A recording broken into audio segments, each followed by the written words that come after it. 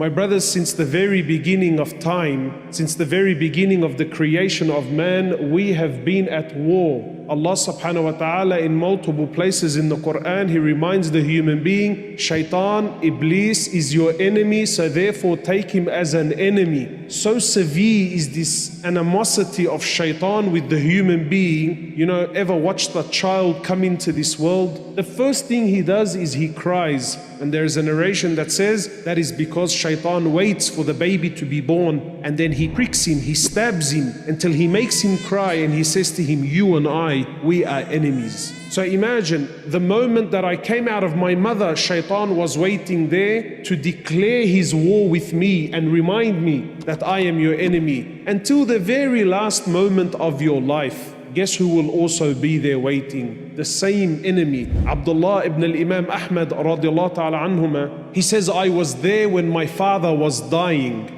And he says, and he was laying there on the bed and he was going through these, what they call sakarat al-maut, the last moments of life. You know, he's in and out of consciousness. He says, and as my father gained consciousness, he says, la ba'd, no, not yet, no, not yet. So Abdullah says, I was curious, why is my father saying no, not yet? Is he afraid of death? He says, and then my father, he lost consciousness. He says, so I waited there and I was anxious and I was worried. He said, until I waited until my father, he gained consciousness again. And therefore I asked him, I said to my father, why were you saying no, not yet? Don't you want to die? And then Imam Ahmad, he says to his son Abdullah, he says to him, no, my son, I did not say no, not yet because I didn't want to die. I said no, not yet because Shaitan was standing in front of me and he was biting on his fingernails and he was telling me, oh Ahmad, you have slipped out of my hands. Ahmad, you've slipped out of my hands. So therefore I replied and I said to him, no, not yet.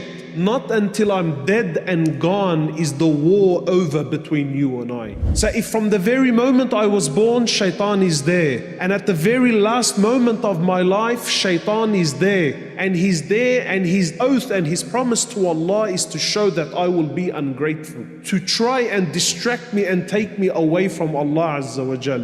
And one of the biggest tricks of Shaitan is to belittle any good that you do. Unfortunately, even within ourselves as Muslims, we tend to look down upon. And this is actually from Shaitan. Is that it? Is that all you did? Is that all you gave? Is that all you could do? This is from Shaitan. The Prophet ﷺ, he says in the authentic hadith, never belittle any act of good. Don't let Shaitan fool you and convince you that is that it. No, the sunnah of the Prophet ﷺ is never belittle any act of good. If there's any good that you can do, no matter what it is, do it. Allah Azza wa Jal, He says in the Quran, فَمَنْ يَعْمَلْ مِثْقَالَ ذَرَّةٍ خَيْرًا يَرَى. Imagine Allah Azza wa Jal says, anyone who does an atom's weight of good. What is an atom? How insignificant is an atom to any human being? Something you can't even see with your own eyes. But Allah Azza wa Jal says, anyone who does an atom's weight of good, he shall verily see it on the day of resurrection. So my brothers and sisters, take every single opportunity that you can. The Prophet ﷺ, he says, even meeting your brother with a cheerful face, meeting someone with a smile on your face, that's a sadaqah, that's an act of charity. That's a means that Allah Azza wa Jal can reward you with good.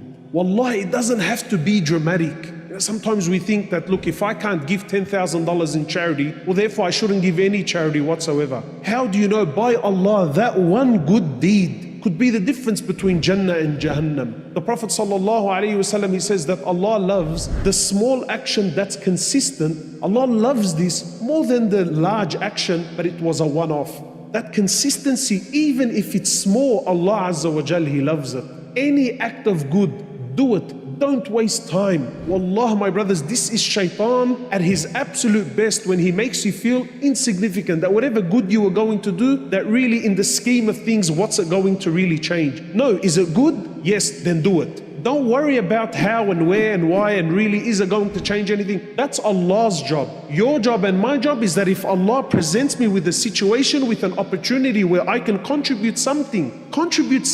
Imagine the Prophet ﷺ in the authentic hadith, he says there was a man running in Jannah. A man was running and he was enjoying his paradise, and guess what made him enter? He saw that a branch from a tree was coming out and that it was in the way of the Muslims. It was in the way of the walkway. So the man decided, he said to himself, I can see that this branch has become an inconvenience. It's become a nuisance for the Muslims. So I shall remove it to make things easier for the Muslims. That was the very action that made this man run around in his Jannah and enjoy his Jannah. From what did he do? Wallah, in the scheme of things, he removed a branch. The Prophet ﷺ, he says, the good and the bad deeds of my ummah was presented to me. He said, and I found that removing a harmful object from the road was put in their good deeds. Something as little as this. Abu Hurairah radiallahu ta'ala anhu, in the authentic narration, he calls upon the Muslim women and he says, "O Muslim women, don't belittle any act of good, even if it's giving your neighbor the hoof." And imagine the foot of an animal. What value does that have? But to give that as a gift to your neighbor is an act of good.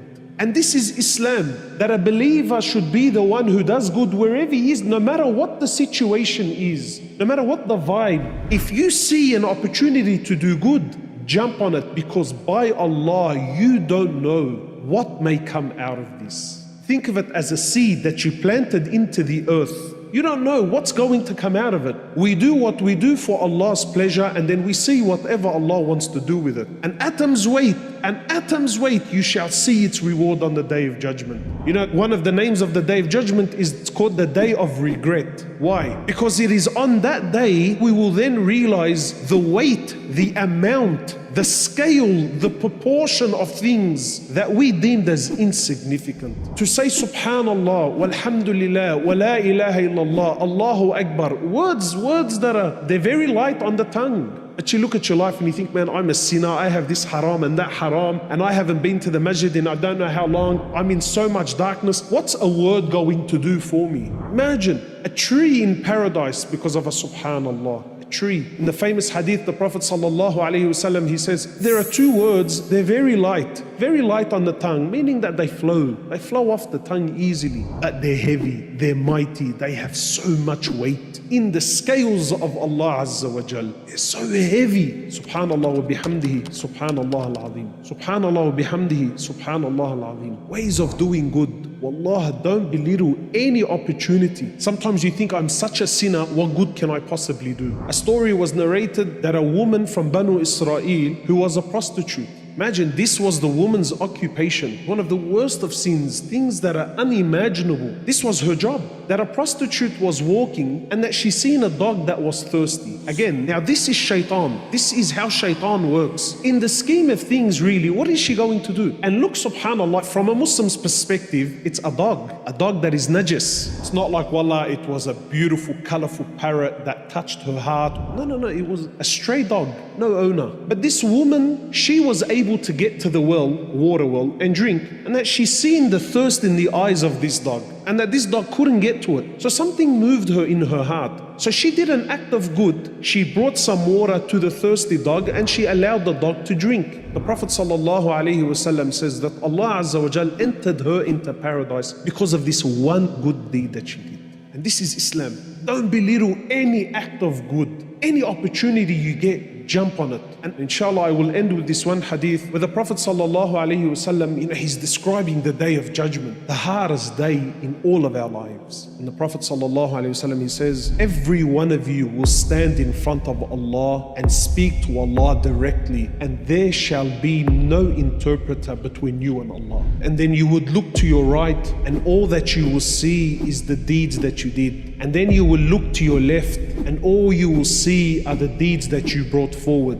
And then you will look in front of you, and you shall see Jahannam, the fire of hell, burning in front of you. You think, Allahu Akbar, how can I save myself from this? So the Prophet ﷺ, he says, so save yourself from Jahannam, even if it's by giving half a date in charity. Half a date. Imagine now, I'm standing, I'm going to be speaking to Allah, I've got Jahannam in front of me, I've got my deeds to my right and to my left, and people are scared and people are petrified, and this is the scariest day of my life, and this is the moment of no return. And now the Prophet is advising me. See how shaitan is telling you, brother, if it's not Hajj, if it's not $1 million in charity, if you're not going to give up a limb, no, this is shaitan, belittling anything that you do. Is that it? Is that all you could do? Is that all you could say? Is that all that you could give? No, the Prophet ﷺ is saying, Save yourself from this calamity, from this musibah, even if by you giving half a date in charity. This is Islam, that any good that you do, you will find it on the Day of Judgment.